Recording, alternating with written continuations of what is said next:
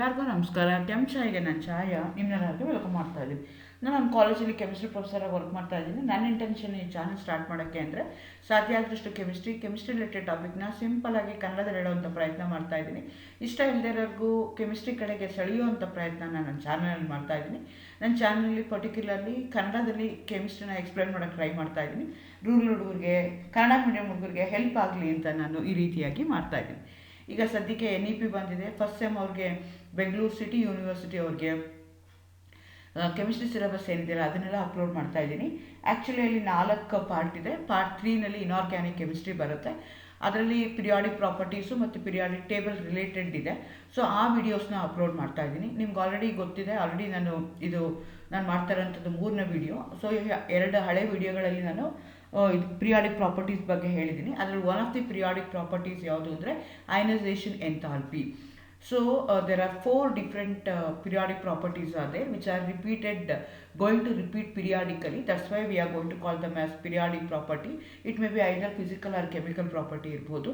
Atomic size ನಾನು already explain ಮಾಡಿದ್ದೀನಿ. ಇವತ್ತು ನಾನು ಅಯನೈಸೇಷನ್ ಎಂಥಾಲ್ಪಿ ಅನ್ನೋದ್ರ ಬಗ್ಗೆ ಹೇಳೋಣ ಅಂತ ಅಂದ್ಕೊಳ್ತಾ ಇದ್ದೀನಿ. ನೆಕ್ಸ್ಟ್ ಎಪಿಸೋಡ್ಗಳಲ್ಲಿ ನಾನು ಎಲೆಕ್ಟ್ರಾನ್ ಗೇನ್ ಎಂಥಾಲ್ಪಿ ಅಥವಾ ಎಲೆಕ್ಟ್ರಾನ್ ಅಫಿನಿಟಿ ಅಂತ ಏನು ಹೇಳ್ತಾರಲ್ಲ ಅದು, ಎಲೆಕ್ಟ್ರೋನೆಗೆಟಿವಿಟಿ, ಅದನ್ನು ಎಕ್ಸ್ಪ್ಲೇನ್ ಮಾಡೋಣ ಅಂತ ಅಂದ್ಕೊಳ್ತಾ ಇದ್ದೀನಿ. Again welcome to Chem-Chaya. ನನ್ನ ಚಾನಲ್ನ ಸಬ್ಸ್ಕ್ರೈಬ್ ಮಾಡಿ, ಶೇರ್ ಮಾಡಿ. ನಿಮಗೆ ಗೊತ್ತಿದೆ ಪಿರಿಯಾಡಿಕ್ ಟೇಬಲ್ ಏನಿದೆಯಲ್ಲ ಅದು wonderful table ever the man has made. ಇದುವರೆಗೂ ನಾವು ಎಲ್ಲೂ ನೋಡದೇ ಇರೋವಂಥ ಟೇಬಲ್ಲು. ಸೊ ಆ ಟೇಬಲ್ ಅಂದರೆ ನೀವು ಮಾತಾಡೋಕ್ಕೆ ಶುರು ಮಾಡಿದ್ರೆ ಪಿರಿಯಾಡಿಕ್ ಟೇಬಲ್ ಬಗ್ಗೆನೇ ಥ್ರೂಔಟ್ ದ ಇಯರ್ ನೀವು ಮಾತಾಡಿದ್ರೂ ಮುಗಿಯಲ್ಲ. ಅಷ್ಟು ಸಣ್ಣ ಟೇಬಲ್ಲಿ, ಕಾಂಪ್ಯಾಕ್ಟ್ ಟೇಬಲ್ಲಿ so much of information have been incorporated.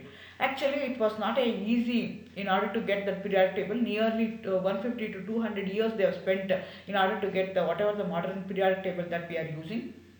The Mendeleev is called as the father of periodic table, but he arranged the table in the rows and columns based on their atomic masses. But later it was changed according to their atomic number. So as I already told you, we have arranged them in a rows and columns. So there are 7 horizontal rows which are called as periods and 18 vertical columns which are called as families. The atomic numbers in a periodic table are consecutive. So ನೀವು ಅರ್ಥ ಮಾಡ್ಕೋಬೇಕು periodic table ಹೇಗಿದೆ ಅಂತ ಕೇರ್ಫುಲ್ಲಾಗಿ observe ಮಾಡ್ಕೋಬೇಕಾಗತ್ತೆ. Atomic number ಪ್ರಕಾರ, increasing atomic number ಪ್ರಕಾರ ಹೋಗ್ತಾ ಇದೆ. ಸೊ ನೀವು ಪಿರಿಯಡಲ್ಲಿ ತೊಗೊಂಡ್ರೆ ಒಂದು ಎಲಿಮೆಂಟ್ ಆದಮೇಲೆ ಇನ್ನೊಂದು ಎಲಿಮೆಂಟ್ ಬಂದಾಗ number of atomic number increase ಆಗ್ತಾ ಹೋಗುತ್ತೆ, ನಂಬರ್ ಆಫ್ ಎಲೆಕ್ಟ್ರಾನ್ಸು ಇನ್ಕ್ರೀಸ್ ಆಗ್ತಾ ಹೋಗುತ್ತೆ. So atomic number in a period is consecutive because ನಮಗೆ outermost shell ಇರುವಂಥ electron play A very important role because we have classified the element based on the electronic configuration based on the valence electrons present. So ಹಾಗಾಗಿ valence electron ಹೇಗಿದೆ ಅನ್ನೋದು ನನಗೆ important ಆಗುತ್ತೆ. So valence electrons ಹೇಗಿದೆ ಅಂತ ನನಗೆ ಗೊತ್ತಾಗಬೇಕು ಅಂದರೆ ಅಟಾಮಿಕ್ ನಂಬರ್ ಗೊತ್ತಿರಬೇಕು. So atomic number in a period ಏನಾಗ್ತಾ ಇದೆ, ಕಾನ್ಸಿಕ್ಯೂಟಿವ್ ಆಗಿ ಇನ್ಕ್ರೀಸ್ ಆಗ್ತಾ ಇದೆ. ಆದರೆ ಗ್ರೂಪಿಗೆ ಬಂದರೆ ಆ ಪ್ಯಾಟರ್ನು ಬೇರೆ ಥರ ಆಗುತ್ತೆ. ಸೊ ನಾವು ಪೀರಿಯಡ್ಸ್ನ ಬೇರೆ ಥರ ನೋಡಬೇಕಾಗುತ್ತೆ, ಗ್ರೂಪ್ಸ್ನ ಬೇರೆ ಥರ ನೋಡಬೇಕಾಗುತ್ತೆ. Elements of the each group have a similar valence shell electronic configuration and therefore exhibit the similar chemical properties. So ನೀವು ಗ್ರೂಪ್ಸ್ನ ತೊಗೊಂಡ್ರೆ ಅದ್ರದ್ದು ಎಲೆಕ್ಟ್ರಾನಿಕ್ ಕಾನ್ಫಿಗರೇಷನ್ ತೊಗೊಂಡ್ರೆ ಔಟರ್ ಮೋಸ್ಟ್ ಎಲೆಕ್ಟ್ರಾನ್ಸ್ ಏನಾಗಿರುತ್ತೆ ಎಲ್ಲದರಲ್ಲೂ ಇರುತ್ತೆ. After certain interval of time the elements will repeat periodically, ಆ properties repeat ಆಗುತ್ತೆ. ಹೇಗೆ ಅಂದರೆ based on their electronic configuration. ಆ ಗ್ರೂಪಲ್ಲಿರುವಂಥ ಎಲ್ಲ ಎಲಿಮೆಂಟ್ಸೂ ಜನರಲ್ ಎಲೆಕ್ಟ್ರಾನಿಕ್ ಕಾನ್ಫಿಗರೇಷನ್ ಇರುತ್ತೆ ಅವಕ್ಕೆ. ಸೊ ಹಾಗಾಗಿ ಅವೆಲ್ಲ ಪ್ರಾಪರ್ಟೀಸು ಸೇಮ್ ಇರುತ್ತೆ. ಹಾಗಾಗಿ ನಾವು ಫ್ಯಾಮಿಲೀಸ್ ಗ್ರೂಪ್ ಬಗ್ಗೆ ಜಾಸ್ತಿ ಓದ್ತೀವಿ ಹೊರತು ಪಿರಿಯಾಡಿಗಿನ ನಾವು we are going to study the period table in terms of groups rather than periods ಪ್ರಕಾರನೂ ಓದ್ತೀವಿ, ಇಲ್ಲ ಅಂತಲ್ಲ, ಆದರೆ ನಾವು ಗ್ರೂಪ್ಸ್ ಪ್ರಕಾರ ಜಾಸ್ತಿ ಓದ್ತಾ ಹೋಗ್ತೀವಿ. However, the elements in the same period have incrementally increasing the number of electrons from left to right. Therefore, they have different valencies. ಅದೇ ಥರ ನೀವು ಪಿರಿಯಡ್ಗೆ ತೊಗೊಂಡ್ರೆ ಒಂದು ಎಲಿಮೆಂಟಿಂದ ಇನ್ನೊಂದು ಎಲಿಮೆಂಟ್ಗೆ ತೊಗೊಂಡ್ರೆ ನಂಬರ್ ಆಫ್ ಎಲೆಕ್ಟ್ರಾನ್ಸ್ ಇನ್ಕ್ರೀಸ್ ಆಗಿದೆ, ಅದರ number of valence electrons very ಆಗ್ತಾ ಹೋಗುತ್ತೆ because they have going to on configuration. So ನಾವು ಮಾಡರ್ನ್ ಪಿರಿಯಾಡ್ ಟೇಬಲ್ ಏನಿದೆಯಲ್ಲ ಅದನ್ನು ನಾವು ಯಾವ ಬೇಸಿಸ್ ಮೇಲೆ ಮಾಡಿದ್ದೀವಿ ಅಂದರೆ based on their atomic numbers, based on their electronic configuration, based on their valence electrons present ಏನಿದೆಯಲ್ಲ ಆ ಬೇಸಿಸ್ ಮೇಲೆ ನಾವು ಅದನ್ನು ಕ್ಲಾಸಿಫೈ ಮಾಡ್ತಾ ಹೋಗ್ತಾ ಇದ್ದೀವಿ. So we have classified them into S, P, D, F block elements ಅಂತ ಅದನ್ನು ಮಾಡಿದ್ದೀವಿ. ಎಸ್ ಬ್ಲಾಕು ಮೆಟಲ್ಸ್ ಇರುತ್ತೆ, P ಬ್ಲಾಕ್ಸಲ್ಲಿ ಮೆಟಲ್ಸು ನಾನ್ ಮೆಟಲ್ಸ್ ಎರಡೂ ಇರುತ್ತೆ, ಡಿ ಬ್ಲಾಕ್ ಕಂಪ್ಲೀಟ್ಲಿ ಮೆಟಲ್ ಇರುತ್ತೆ, F ಬ್ಲಾಕಲ್ಲಿ ಆಕ್ಟಿನಾಯ್ಡ್ಸ್ ಲ್ಯಾಂಥನಾಯ್ಡ್ಸ್ ಅಂತ ಹೇಳ್ತೀವಿ, ಅದು ಬರುತ್ತೆ. So hydrogen first element with atomic number 1 with a 1s orbital in the unique position the periodic table. ಯಾಕೆಂದರೆ ಹೈಡ್ರೋಜನ್ ಪೊಸಿಷನ್ನು ಎಕ್ಸಾಕ್ಟ್ಲಿ ಇದೆ ಅಂತ ಹೇಳೋಕ್ಕಾಗಲ್ಲ, ಬಟ್ ಫಸ್ಟ್ ಅಟಾಮಿಕ್ ನಂಬರ್ 1 ಇರೋದಕ್ಕೋಸ್ಕರ ಅಲ್ಲಿ ಹಾಕ್ತಾರೆ. Again I told you you going to have metals ಇರುತ್ತೆ, non metals ಇರುತ್ತೆ. Metals ಜಾಸ್ತಿ ಇರುತ್ತೆ, 78% ಮೆಟಲ್ಸ್ ಇರುತ್ತೆ. ಅನದರ್ 20% ನಿಮ್ಗೆ ಏನಾಗ್ತಾ ಇದೆ ಅಂತಂದರೆ ನಾನ್ ಮೆಟಲ್ಸು ಇದೆ. ಎಗೇನ್ ಅದಕ್ಕೆ ಕೆಲವೊಂದು ಎಲಿಮೆಂಟ್ಸ್ ಇದೆ which going to act as both metals and non metals which are called as semi metals ಅಂತ ಕರಿತೀವಿ. ಅದನ್ನು ಮೆಟಲಾಯ್ಡ್ಸ್ ಅಂತ ಕರೀತಾರೆ. ಸೊ ನೀವು ಮೆಟಾಲಿಕ್ ಕ್ಯಾರೆಕ್ಟರ್ನ ತೊಗೊಂಡ್ರೆ it going to increase in a group whereas decreases from left to right of the period. The physical and chemical properties of element vary periodically with their atomic numbers. ಇದಕ್ಕೆ ನಾವೇನಂತ ಕರಿತೀವಿ, periodic properties ಅಂತ ಹೇಳ್ತಿದ್ದೀವಿ. The properties of an element which show gradual change when we move from left to right in the period and from top to bottom in a group is called as periodic table. So ಈಗ ಏನಾಗಿದೆ, they already arrange the elements in a periodic table. So ಅದಕ್ಕೆ ತಮ್ಮದೇ ಆದಂಥ effort ಹಾಕಿ ಅವರು periodic ಟೇಬಲ್ನ arrange ಮಾಡಿದ್ದಾರೆ. ಆ periodic table ಇರುವಂಥ ಎಲಿಮೆಂಟ್ಸ್ನ ನೀವು ನೋಡ್ತಾ ಹೋದರೆ, ಇನ್ ಗ್ರೂಪ್ಸ್ ಎಲ್ಲಾದರೂ ತೊಗೊಳ್ಳಿ, ಪೀರಿಯಡ್ಸ್ ಎಲ್ಲಾದರೂ ತೊಗೊಳ್ಳಿ, ಅಲ್ಲೇನಾಗುತ್ತೆ, they will be gradual change from left to right in the periodic table ಇರ್ಬೋದು, ಅಲ್ಲಿ top to bottom in the group ಇರ್ಬೋದು. ಅವೇನಾಗುತ್ತೆ, ಐದರ್ ಇನ್ಕ್ರೀಸ್ ಆಗ್ಬೋದು, ಡಿಕ್ರೀಸ್ ಆಗ್ಬೋದು. So periodically they going to have the similar properties. ಅದಕ್ಕೆ ನಾವೇನಂತ ಕರಿತೀವಿ, properties ಅಂತ ಕರಿತೀವಿ. ಸೊ ಈ ಪಿರಿಯಾಡಿಕ್ ಪ್ರಾಪರ್ಟೀಸ್ನ ಕನ್ಸಿಡರ್ ಮಾಡಿಕೊಂಡ್ರೆ 4 ಪಿರಿಯಾಡಿಕ್ ಪ್ರಾಪರ್ಟೀಸ್ನ ಅವರು ಕನ್ಸಿಡರ್ ಮಾಡ್ಕೊಳ್ತಾರೆ. ಅಟಾಮಿಕ್ ಸೈಜ್ ಅಂತ ಹೇಳ್ತಾರೆ, ಅಯನೈಸೇಷನ್ ಎಂಥಾಲ್ಪಿ ಅಂತ ಹೇಳ್ತಾರೆ, ಎಲೆಕ್ಟ್ರಾನ್ ಗೈನ್ ಎಂಥಾಲ್ಪೀಸ್ ಅಂತ ಹೇಳ್ತಾರೆ, ಎಲೆಕ್ಟ್ರೋನೆಗಟಿವಿಟಿ ಅಂತ ಹೇಳ್ತಾರೆ. ನಾನು ಆಲ್ರೆಡಿ ಅಟಾಮಿಕ್ ಸೈಜ್ ಒಂದು ವಿಡಿಯೋ ಮಾಡಿದ್ದೀನಿ. ಇವತ್ತು ನಾನು ಮಾಡ್ತಾ ಇರುವಂಥದ್ದು ಅಯನೈಸೇಷನ್ ಎನರ್ಜಿ. ಅಯನೈಸೇಷನ್ ಎಂಥಾಲ್ಪಿ ಅಂತ ಹೇಳ್ತಾರೆ, ಇಲ್ಲಾಂದರೆ ಅಯನೈಸೇಷನ್ ಎನರ್ಜಿ ಅಂತ ಹೇಳ್ತಾರೆ. One and the same. ಬೇರೆ ಬೇರೆ ಬುಕ್ಗಳಲ್ಲಿ ಬೇರೆ ಬೇರೆ ಟರ್ಮ್ನ ಯೂಸ್ ಮಾಡ್ತಾರೆ, but one and the same. Enthalpy ಅಂದರೆ ಎನರ್ಜಿ ಅಂತಾನೆ. ಸೊ ಅಯನೈಸೇಷನ್ ಎಂಥಾಲ್ಪಿ ಅಂತ ಹೇಳ್ಬೋದು, ಅಯನೈಸೇಷನ್ ಎನರ್ಜಿ ಅಂತ ನಾವು ಕನ್ಸಿಡರ್ ಮಾಡ್ಕೋಬೋದು. IE ಅಂತ ಹೇಳ್ತೀವಿ ಅದನ್ನು. ಇದೇನು ಅಂದರೆ, it is A measure of an element when it loses it's electron by it's ionisation enthalpy, ionisation energy ಅಂತ ಕರಿತೀವಿ. ಈಗ ಏನಾಗ್ತಾ ಇದೆ ಅಂದರೆ, ಒಂದು ಆಟಮ್ ಇದೆ, ಆಟಮಲ್ಲಿ ಏನು ಮಾಡ್ತಾ ಇದ್ದೀನಿ, ಒಂದು ಎಲೆಕ್ಟ್ರಾನ್ನ ನಾನು ರಿಮೂವ್ ಮಾಡ್ತಾ ಇದ್ದೀನಿ ಅಂತ ತಿಳ್ಕೊಳ್ಳೋಣ. ರಿಮೂವ್ ಮಾಡ್ತಾ ಇದ್ದಾಗ ಏನಾಗುತ್ತೆ ಅಂತಂದರೆ, some amount of energy I have to spend to remove that. So whatever the amount of energy that I am going to spend, that energy I am going to call it as ionization energy. In order to ionize ಅಂದರೆ ಏನು, break ಮಾಡುವಂಥದ್ದು, ions ಆಗಿ convert ಮಾಡೋದಕ್ಕೆ ionization ಅಂತ ಹೇಳ್ತೀವಿ. So in order to bring about the ionization, whatever the amount of energy that we are going to spend, that energy we are going to call it as ionization energy. Again ಇದು ನಾವು ಹೆಂಗೆ imagine ಮಾಡ್ಕೋಬೇಕು ಅಂದರೆ, single ಆಟಮ್ನ ತೊಗೊಂಡಿದ್ದೀವಿ, ಅದನ್ನು gaseous ಫಾರ್ಮಲ್ಲಿ ನಾನು isolate ಮಾಡಿಕೊಂಡು ಅದರಿಂದ ಒಂದು ಎಲೆಕ್ಟ್ರಾನ್ನ ರಿಮೂವ್ ಮಾಡ್ತಾ ಇದ್ದೀನಿ ಅಂತ ನಾನು ಯೋಚನೆ ಮಾಡ್ಕೋಬೇಕಾಗತ್ತೆ. ಯಾಕೆ ಅಂದರೆ, ಗೇಷಿಯಸ್ ಫಾರ್ಮಲ್ಲಿ ಏನಾಗುತ್ತೆ ಅಂದರೆ, atoms electrostatic force of attractions ಇರೋದೇ ಇಲ್ಲ. ಹಾಗಾಗಿ ನನಗೆ ಗೇಷಿಯಸ್ ಫಾರ್ಮಲ್ಲಿದ್ದಾಗ ಒಂದು ಎಲೆಕ್ಟ್ರಾನ್ ರಿಮೂವ್ ಮಾಡೋದು ಈಸಿ ಆಗುತ್ತೆ. Therefore I am going to convert my solid ಇರ್ಬೋದು, ಲಿಕ್ವಿಡ್ ಇರ್ಬೋದು, ಅದನ್ನು ಗೇಷಿಯಸ್ ಫಾರ್ಮ್ ಕನ್ವರ್ಟ್ ಮಾಡಿಕೊಂಡು ಅಲ್ಲಿಂದ ನಾನು ಏನು ಮಾಡ್ತೀನಿ, ಒಂದು ಎಲೆಕ್ಟ್ರಾನ್ನ ರಿಮೂವ್ ಮಾಡಿದಾಗ whatever the amount of energy that I am going to spend, that energy I am going to call it as ionization energy. The energy required to remove an electron from an isolated gaseous atom in its ground state. ಆ ಎನರ್ಜಿಗೆ ನಾವೇನಂತ ಕರಿತೀವಿ, ionisation energy ಅಂತ ಹೇಳ್ತೀವಿ. Usually ನಾವೇನು ಮಾಡ್ತೀವಿ ಅಂದರೆ, outer most ಶೆಲ್ಲಲ್ಲಿ ಇರುವಂಥ ಎಲೆಕ್ಟ್ರಾನ್ನ ರಿಮೂವ್ ಮಾಡ್ತೀವಿ. ಸೊ ಆ ಎನರ್ಜಿಗೆ ನಾವೇನಂತ ಕರಿತೀವಿ, ಔಟರ್ ಮೋಸ್ಟಲ್ಲಿ ಎಲೆಕ್ಟ್ರಾನ್ನ ರಿಮೂವ್ ಮಾಡೋದಕ್ಕೆ whatever the amount of energy that we are going to spend, that energy we are going to call it as ionization energy. So ಈ ಅಯನೈಸೇಷನ್ ಎನರ್ಜಿ ಇರ್ಬೋದು ಅಥವಾ ಅಯನೈಸೇಷನ್ ಎಂಥಾಲ್ಪಿ ಇರ್ಬೋದು, ಅದನ್ನು ನಾವು ಕಿಲೋ ಜೌಲ್ಸ್ ಪರ್ ಮೋಲಲ್ಲಿ express ಮಾಡ್ತಾ ಹೋಗ್ತೀವಿ. For example, usually metals will have a tendency to lose the electrons. Therefore ನಾನು M ಅಂತ ತೊಗೊಂಡಿದ್ದೀನಿ, ಅದನ್ನು ಗೇಷಿಯಸ್ ಫಾರ್ಮಲ್ಲಿ ತೊಗೊಂಡಿದ್ದೀನಿ. I am spending some amount of energy, that energy I am going to call it as IE. So ಮೆಟಲ್ಗೆ gaseous ಫಾರ್ಮಲ್ಲಿ energy supply ಮಾಡಿದಾಗ they undergo ionization to form cation and electrons will be removed. Both of them will be in a gaseous state. So ಈ ಎನರ್ಜಿಗೆ ನಾವೇನಂತ ಕರಿತೀವಿ, ionisation ಹೇಳ್ತೀವಿ. Again, so ಒಂದು ಎಲೆಕ್ಟ್ರಾನ್ನ remove ಮಾಡಿದ್ರೆ ಫಸ್ಟ್ ಅಯನೈಸೇಷನ್ ಎನರ್ಜಿ ಅಂತ ಹೇಳ್ತೀವಿ. ಎರಡು ಅಂದರೆ ಆಲ್ರೆಡಿ ಒಂದು ಎಲೆಕ್ಟ್ರಾನ್ ರಿಮೂವ್ ಮಾಡಿರೋದ್ರಿಂದ ಇನ್ನೊಂದು ಎಲೆಕ್ಟ್ರಾನ್ ರಿಮೂವ್ ಮಾಡಿದ್ರೆ ಅದಕ್ಕೆ ನಾವೇನಂತ ಕರಿತೀವಿ, ಸೆಕೆಂಡ್ ಎಲೆಕ್ಟ್ರಾನ್ ಎನರ್ಜಿ ಅಂತೀವಿ. ಅದೇ ಥರ ಥರ್ಡ್ ರಿಮೂವ್ನು ಮಾಡ್ಬೋದು ನಾವು. ಫಸ್ಟ್ ಅದು ಇನಿಷಿಯಲ್ ಅಯನೈಸೇಷನ್ ಎನರ್ಜಿ IE1 ಅಂತ ಹೇಳ್ತೀವಿ of N atom. So energy required remove 1 mole of N electron from 1 mole of isolated gaseous atom. Similarly, second ionization energy ಅಥವಾ IE2 of an ion is the energy required to remove 1 mole of an electron from 1 mole of isolated gaseous atom. ಎರಡೂ ಕೇಸಲ್ಲಿ ನಾವೇನು ಮಾಡ್ಕೋಬೇಕು, gaseous ಫಾರ್ಮಲ್ಲೇ ಇಟ್ಕೊಂಡಿರಬೇಕು. First ionization energy ಏನಾಗಿರುತ್ತೆ, neutral ಮೆಟಲಿಂದ ಎಲೆಕ್ಟ್ರಾನ್ನ ರಿಮೂವ್ ಮಾಡಿ ಕೆಟಯಾನ್ ಮಾಡಬೇಕು ಅಂದರೆ whatever the amount of energy that you are going to spend, that I am going to call it as first ionization energy.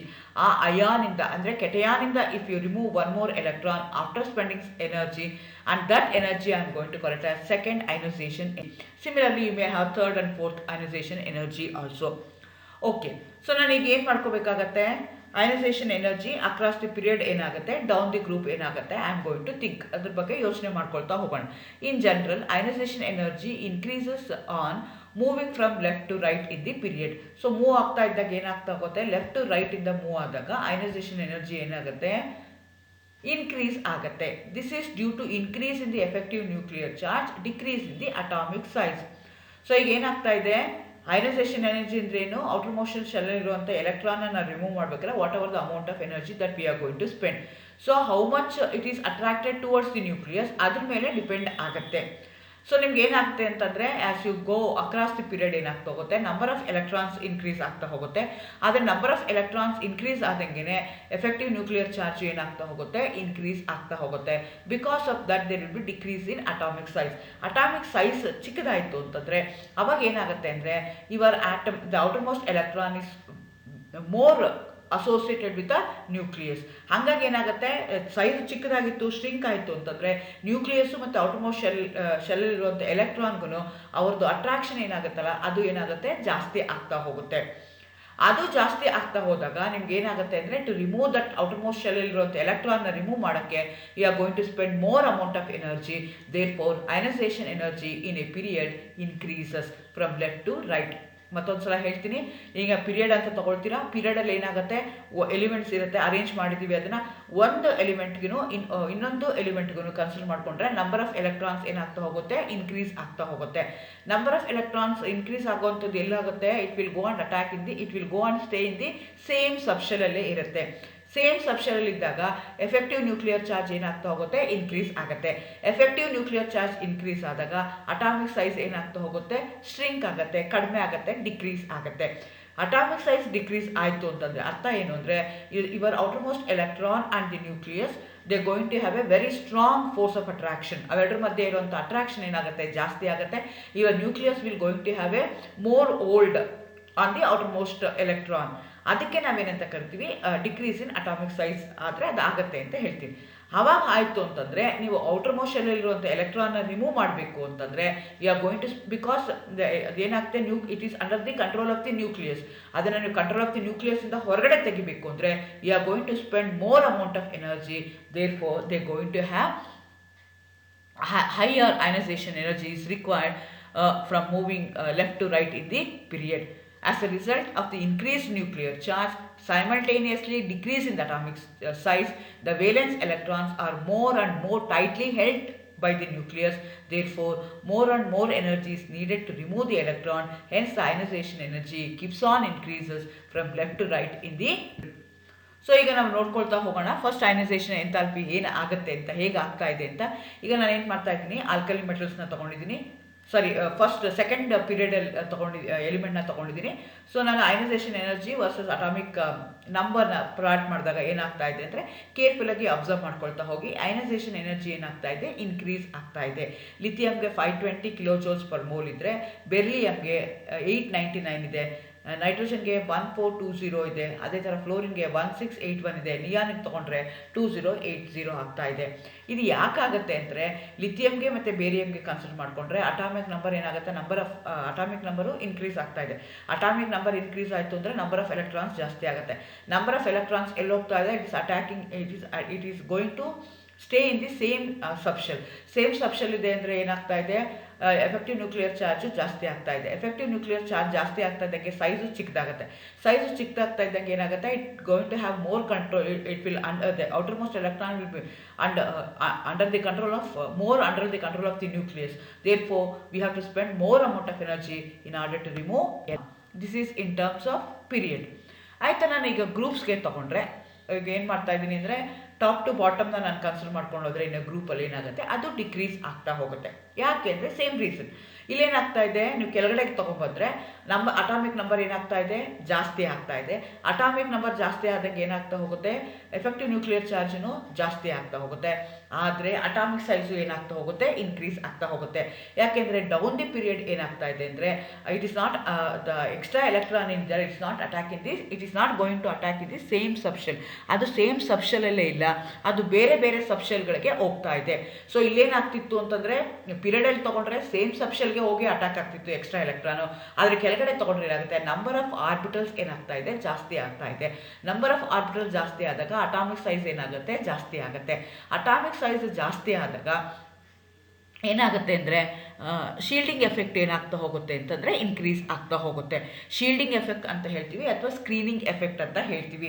ಅದು ಏನು ಅಂತಂದರೆ, ನಿಮಗೆ ಈಗ ಎಲೆಕ್ಟ್ರಾನ್ ಇದೆ, ನ್ಯೂಕ್ಲಿಯಸ್ ಇದೆ. Nucleus electrons will be under the control of the nucleus. Imagine ಮಾಡ್ಕೊಳ್ಳಿ, ಮಧ್ಯದಲ್ಲಿ nucleus ಇದೆ. ಆ ನ್ಯೂಕ್ಲಿಯಸ್ಸು ಮತ್ತು ಪಾಸಿಟಿವ್ಲಿ ಚಾರ್ಜ್ ಎಲೆಕ್ಟ್ರಾನು ಅವೆರಡು they will B in attraction with one another. So ನಿಮ್ಮದು ನ್ಯೂಕ್ಲಿಯಸ್ ಜೊತೆಗೆ ಎಲೆಕ್ಟ್ರಾನ್ಸು ಸ್ಟ್ರಾಂಗ್ ಆಗಿ ಹಡೆಲ್ಡ್ ಆದಾಗ ಅವಾಗ ಏನಾಗುತ್ತೆ ಅಂದರೆ ಸೈಜು ಚಿಕ್ಕದಾಗುತ್ತೆ. ಸೈಜು ಚಿಕ್ಕದಾದಾಗ ಎಲೆಕ್ಟ್ರಾನ್ಸ್ನ ರಿಮೂವ್ ಮಾಡೋದು ಕಷ್ಟ ಆಗುತ್ತೆ. ಈಗ ನಂಬರ್ ಆಫ್ ಸಬ್ಶೆಲ್ಸು ಜಾಸ್ತಿ ಆಗ್ತಾ ಹೋದಂಗೆ ಏನಾಗುತ್ತೆ ಅಂತಂದರೆ, ನಿಮ್ಮದು ನ್ಯೂಕ್ಲಿಯಸ್ಸು ಮತ್ತು ಔಟರ್ ಮೋಸ್ಟ್ ಶೆಲ್ ಮಧ್ಯದಲ್ಲಿ ಎಷ್ಟೊಂದು ಎಲೆಕ್ಟ್ರಾನ್ಸ್ ಬರೋದ್ರಿಂದ those electron they going to shield, they going to screen. ಹಾಗಾಗಿ ಏನಾಗುತ್ತೆ ಅಂದರೆ ವೇಲೆನ್ಸ್ ಎಲೆಕ್ಟ್ರಾನು ಈಸಿಯಾಗಿ ಹೋಗ್ಬಿಡ್ಬೋದು. Because of that we are going to spend very little amount of energy in order to remove the electron. Therefore ionization energy decreases. ನೆನ್ಪಿಟ್ಕೋಬೇಕು, ionization energy ನಾವು spend ಮಾಡ್ತಾ ಇರುವಂಥ energy down the group ಹೋದಾಗ ಅದು ನಾವು spend ಮಾಡೋದು ಕಷ್ಟ ಆಗುತ್ತೆ. ನಮಗೆ ಅನಾಲಜಿ ಕೊಡಬೇಕು ಅಂತಂದರೆ, ಇದನ್ನು ಸಿಂಪಲ್ ಆಗಿ ಶೀಲ್ಡಿಂಗ್ ಎಫೆಕ್ಟ್ ಅಥವಾ ಸ್ಕ್ರೀನಿಂಗ್ ಎಫೆಕ್ಟ್ ನಿಮ್ಗೆ ಅರ್ಥ ಆಗಬೇಕು ಅಂತಂದರೆ, ಈಗ ಕ್ಲಾಸಲ್ಲಿ ಟೀಚರ್ ಇದ್ದಾರೆ ಅಂತ ಇಟ್ಕೊಳ್ಳೋಣ. ಟೀಚರ್ನ ನ್ಯೂಕ್ಲಿಯಸ್ ಅಂತ ಇಟ್ಕೊಳ್ಳೋಣ. ಕ್ಲಾಸಲ್ಲಿ ಇರೋ ಎಲ್ಲ ಸ್ಟೂಡೆಂಟ್ಸು ನಾವು ಎಲೆಕ್ಟ್ರಾನ್ಸ್ ಅಂತ ತಿಳ್ಕೊಳ್ಳೋಣ. ನೀವು ಬರೀ 10 ಜನ ಹುಡುಗರಿದ್ರಿ ಅಂತ ಇಟ್ಕೊಳ್ಳೋಣ. ಒಬ್ಬರು ಟೀಚರ್ ಇದ್ದಾರೆ, 10 ಜನ ಹುಡುಗರಿದ್ದಾರೆ ಅಂತ ಇಟ್ಕೊಳ್ಳೋಣ. ಆವಾಗ ಟೀಚರು ಏನು ಮಾಡ್ತಾ ಇದ್ದಾರೆ, ಈ can easily control all 10 students. ಆ 10 ಸ್ಟೂಡೆಂಟ್ಸ್ ಏನು ಮಾಡ್ತಾ ಇದ್ದಾರೆ, ನಾನು ಹೇಳೋದು ಕೇಳಿಸ್ತಾ ಇದೆಯಾ, ಪಾಠ ಮಾಡ್ತಾ ಇದೆಯಾ, ಬರ್ಕೊಳ್ತಾ ಇದ್ದಾರಾ, ಅರ್ಥ ಆಗ್ತಿದೆಯಾ ಅವ್ರಿಗೆ, ಅವ್ರು ಏನು ಮಾಡ್ತಾ ಇದ್ದಾರೆ, ವಿಲ್ ಕಮ್ ಟು ನೋ. ಎಷ್ಟು ಜನ ಇದ್ದಾಗ, ಬರೀ 10 ಜನ ಇದ್ದಾಗ. As the number of electrons increases, number of subshells increase ಆದಾಗ, ನಂಬರ್ ಆಫ್ ಬೆಂಚಸ್ ಜಾಸ್ತಿ ಆದಾಗ, ಅಲ್ಲಿ ಜನಗಳು ಜಾಸ್ತಿ ಕೂತಿದ್ದಾಗ one teacher cannot see how each and every student is doing. 12 ಜನ ಆದರು, 15 ಜನ ಆದರು, 20 ಜನ ಆದರು ಅಂತಂದರೆ ನಿಮ್ದು ಏನಾಗ್ತಾ ಹೋಗುತ್ತೆ ಅಂದರೆ, ಆ teacher doesn't have A control. ಈಗ ಹೆಂಗೆ 10 ಜನಕ್ಕಿದ್ದಾಗ ಯಾವ ರೀತಿ ಕಂಟ್ರೋಲ್ ಇತ್ತು, ಆ ಕಂಟ್ರೋಲ್ ಇರಲ್ಲ. ಕಂಟ್ರೋಲ್ ಇರುತ್ತೆ, ಬಟ್ ಆ ಕಂಟ್ರೋಲ್ ಇರಲ್ಲ. ಸೊ ಅವಾಗ ಏನಾಗುತ್ತೆ ಅಂದರೆ, ಸ್ವಲ್ಪ ಉದ್ದಕ್ಕಿರೋರು, ಎತ್ತರಕ್ಕಿರೋರು ಯಾರಾದರೂ ಕೂತ್ಕೊಂಡ್ರೆ ಮುಂದಗಡೆ ಹಿಂದಗಡೆ ಇದ್ದವರು, ಅವ್ರ ಹಿಂದೆ ಕೂತಿರೋರು ಅವ್ರು ಮೊಬೈಲಲ್ಲಿ ಮಾಡ್ತಾ ಇದ್ದಾರಾ, ಬರ್ಕೊಳ್ತಾ ಇದ್ದಾರಾ ಇಲ್ವಾ ಅಂತ ಟೀಚರ್ ನೋಡೋಕ್ಕಾಗಲ್ಲ.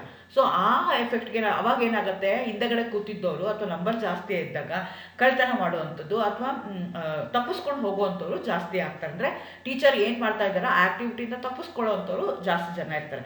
ಆ ಥರ ಎಫೆಕ್ಟ್ಗೆ ನಾವೇನಂತ ಕರಿತೀವಿ, ಶೀಲ್ಡಿಂಗ್ ಎಫೆಕ್ಟ್ ಅಂತ ಕರಿತೀವಿ. So your friend will going to shield your activity. So ಮುಂದೆ ಕೂತಿರೋವಂಥವ್ರು ಏನು ಮಾಡ್ತಾರೆ, ಶೀಲ್ಡ್ ಮಾಡ್ತಾರೆ. ಅದೇ ಥರ ನಂಬರ್ ಆಫ್ ಆರ್ಬಿಟಲ್ಸಲ್ಲಿ ಏನಾಗಿರುತ್ತೆ, ಇನ್ನರ್ ಆರ್ಬಿಟಲ್ಸ್ ಇರುವಂಥ ಎಲೆಕ್ಟ್ರಾನ್ಸ್ ಏನು ಮಾಡುತ್ತೆ, they going to shield the outermost electron from the nucleus. ಅವಾಗ ಏನಾಗುತ್ತೆ, ಎಲೆಕ್ಟ್ರಾನ್ಸ್ ಈಸಿಯಾಗಿ ಹೊರಗಡೆ ಹೋಗ್ಬಿಡುತ್ತೆ. ಸೊ ಆ ಎಫೆಕ್ಟ್ಗೆ ನಾವೇನಂತ ಕರಿತೀವಿ, ಶೀಲ್ಡಿಂಗ್ ಎಫೆಕ್ಟ್ ಅಂತ ಕರಿತೀವಿ. ಸೊ ಸೈಜ್ ಜಾಸ್ತಿ ಆಗ್ತಾ ಹೋದಂಗೆ ಶೀಲ್ಡಿಂಗ್ ಎಫೆಕ್ಟ್ ಏನಾಗ್ತಾ ಹೋಗುತ್ತೆ, ಇನ್ಕ್ರೀಸ್ ಆಗ್ತಾ ಹೋಗುತ್ತೆ. ಶೀಲ್ಡಿಂಗ್ ಎಫೆಕ್ಟ್ ಇನ್ಕ್ರೀಸ್ ಆಯಿತು ಅಂತಂದರೆ ಆ ಎಲೆಕ್ಟ್ರಾನು ಈಸಿಯಾಗಿ ಹೊರಗಡೆ ಹೋಗ್ಬಿಡ್ಬೋದು. Therefore ionization energy decreases on moving from top to bottom in a. So again ನಾವು first ionization energy of the alkali metal with respect to atomic ನಂಬರ್ನ ತೊಗೊಂಡ್ರೆ, lithium, sodium, potassium, rubidium, caesium. First S block element ತೊಗೊಂಡಿದ್ದೀನಿ, first group element. ಲಿಥಿಯಮ್ಗೆ 520 ಇದೆ, ಸೋಡಿಯಂಗೆ 496 ಇದೆ, ಪೊಟ್ಯಾಷಿಯಂಗೆ 419 again kilojoules per ಮೋಲೆಲ್ಲ ಎಕ್ಸ್ಪ್ರೆಸ್ ಮಾಡಿದ್ದೀನಿ. ರುಬಿಡಿಯಂ 403, ಸೀಸಿಯಂ 374 ಡಿಗ್ರಿಗಿದೆ. ಸೊ ಡೌನ್ ದಿ ಗ್ರೂಪ್ ಏನಾಗುತ್ತೆ, ಡಿಕ್ರೀಸ್ ಆಗ್ತಾ ಇದೆ. ಇದು with respect to ionization energy. So first ionization energy ನಾವೀಗ ಇನ್ನೊಂದು ಥರ ತೊಗೊಳ್ತಾ ಹೋಗ್ತಂದರೆ, ವಿತ್ ರೆಸ್ಪೆಕ್ಟು ನಾನು ಯಾವುದು ಕಂಪೇರ್ ಮಾಡ್ತಾ ಇದ್ದೀನಿ ಅಂದರೆ, ಫಸ್ಟ್ ಪೀರಿಯಡು ಗ್ರೂಪ್ಸ್ಗೆ ಮತ್ತು ಪೀರಿಯಡ್ಸು ಟುಗೆದರ್ ನಾನು ಇದನ್ನು ಕಂಪೇರ್ ಮಾಡ್ತಾ ಇದ್ದೀನಿ. ನೋಡಿ, helium, neon, argon, krypton, xenon ಇದೆ. ಅದೇ ಥರ ಇಲ್ಲಿ ನಾನು ತೊಗೊಂಡ್ರೆ sodium, potassium, rubidium, caesium. So ಒಂದು ಗ್ರೂಪ್ ತೊಗೊಂಡಿದ್ದೀನಿ, ಎರಡೂ ಗ್ರೂಪೇ ತೊಗೊಂಡಿದ್ದೀನಿ. ಒಂದು 18th ಗ್ರೂಪ್ ನೋಬಲ್ ಗ್ಯಾಸಸ್ನ ತೊಗೊಂಡಿದ್ದೀನಿ, ಇನ್ನೊಂದು ನಾನು ಮೆಟಲ್ಸ್ನ ತೊಗೊಂಡಿದ್ದೀನಿ. ಸೊ ನೋಡ್ಕೊಳ್ಳಿ ಎಷ್ಟು ಡಿಫ್ರೆನ್ಸ್ ಆಗ್ತಾ ಇದೆ ಅಲ್ಲಿ ಅಂತ. ಸೊ ಫಸ್ಟ್ಗೆ ಅದೇನಾಗ್ತಿದೆ, ಫಸ್ಟ್ ಗ್ರೂಪಲ್ಲಿರುವಂಥ ಎಲಿಮೆಂಟ್ ಏನಿದೆಯಲ್ಲ, ಲಿಥಿಯಮ್ ಏನು ತೋರಿಸ್ತಾ ಇದೆ ನಮಗೆ ಅರೌಂಡ್ 500 ಇದೆ, ಆದರೆ ಹೀಲಿಯಮ್ ಏನಾಗ್ತಾ ಇದೆ ಮ್ಯಾಕ್ಸಿಮಮ್ ಇದೆ. ಸೊ ನೋಬಲ್ ಗ್ಯಾಸಸ್ಗೆ ಯಾವಾಗೂ ಏನಾಗ್ತಾ ಹೋಗುತ್ತೆ, ಜಾಸ್ತಿ ಆಗುತ್ತೆ. ಅದೇ ಸೋಡಿಯಂ ಇದೆ, ಸೋಡಿಯಂ ಎಲ್ಲಿದೆ, first element of that particular period, ಆ ಪೀರಿಯಡ್ ಅದರಲ್ಲಿರುವಂಥದ್ದೇನೋ ನಿಯಾನ್, ಅದಕ್ಕೆ ಮ್ಯಾಕ್ಸಿಮಮ್ ಇರುತ್ತೆ. ಸೊ ನೀವು ಈ ಥರ ತೊಗೊಂಡ್ರೆ ಏನಾಗುತ್ತೆ, ಡೌನ್ ದಿ ಗ್ರೂಪ್ನ ಕನ್ಸಿಡರ್ ಮಾಡ್ಕೊಂಡ್ರೆ ಏನಾಗ್ತಾ ಇದೆ, ಹೀಲಿಯಂ, ನಿಯಾನ್, ಆರ್ಗನ್ ತೊಗೊಂಡ್ರೆ ಡೌನ್ ದಿ ಗ್ರೂಪ್ ಅಲ್ಲಿ ಡಿಕ್ರೀಸ್ ಆಗ್ತಾ ಇದೆ. ಅದೇ ನೀವು ಅಲಾಂಗ್ ದಿ ಪೀರಿಯಡ್ನ ತೊಗೊಂಡ್ರೆ ಇಲ್ಲಿ ಏನಾಗ್ತಾ ಇದೆ, ಲಿಥಿಯಂ ಫಸ್ಟು, ಕೊನೆಗೆ ಬರುವಂಥದ್ದು ಹೀಲಿಯಂ. ಸೊ ಹಂಗೆ ಅದನ್ನು ಕನ್ಸಿಡರ್ ಮಾಡಿಕೊಂಡ್ರೆ this going to have the lowest energy and this going to have the maximum energy. So similarly ನೀವೇನು ಮಾಡ್ಕೋಬೋದು ಅಂತಂದರೆ, ಆದರೆ ಕೆಲವೊಂದು ಇಲ್ಲೂ ಎಕ್ಸೆಪ್ಷನ್ಸ್ ಇದೆ. Beryllium, magnesium, nitrogen, phosphorus and noble gases have exponentially high values of IE because of their stable off-filled and completely filled electronic configuration. Again, it depends upon the electronic configuration. So beryllium ಇರ್ಬೋದು, magnesium ಇರ್ಬೋದು, nitrogen ಇರ್ಬೋದು, phosphorus ಇರ್ಬೋದು, Nobel ಗ್ಯಾಸಸ್ಗೆಲ್ಲನೂ ಏನಾಗುತ್ತೆ, high values ಇರುತ್ತೆ. ಯಾಕೆ ಅಂದರೆ of filled ಆಯಿತು ಅಥವಾ ಕಂಪ್ಲೀಟ್ಲಿ ಫಿಲ್ಡ್ ಆಯಿತು ಅಂದರೆ ಅವಾಗ ಅವು ಸ್ಟೇಬಲ್ ಆಗ್ತವೆ. ಸ್ಟೇಬಲ್ ಆಗಿರುವಂಥ ಆಟಮಿಂದ ಎಲೆಕ್ಟ್ರಾನ್ನ ರಿಮೂವ್ ಮಾಡೋವಂಥದ್ದು ಕಷ್ಟ ಆಗುತ್ತೆ. I am going to spend more amount of energy. Okay, so ನಾನು ಫಸ್ಟ್ ಹೇಳಿದೆ, ಈಗ ನಿಮಗೆ ಯಾವ ಥರ ಅಯನೈಸೇಷನ್ ಎನರ್ಜಿ ಇರುತ್ತೆ ಅಂದರೆ, first ionization energy, second ionization energy ಅಂತ ಹೇಳ್ತಿರ್ತೀವಿ.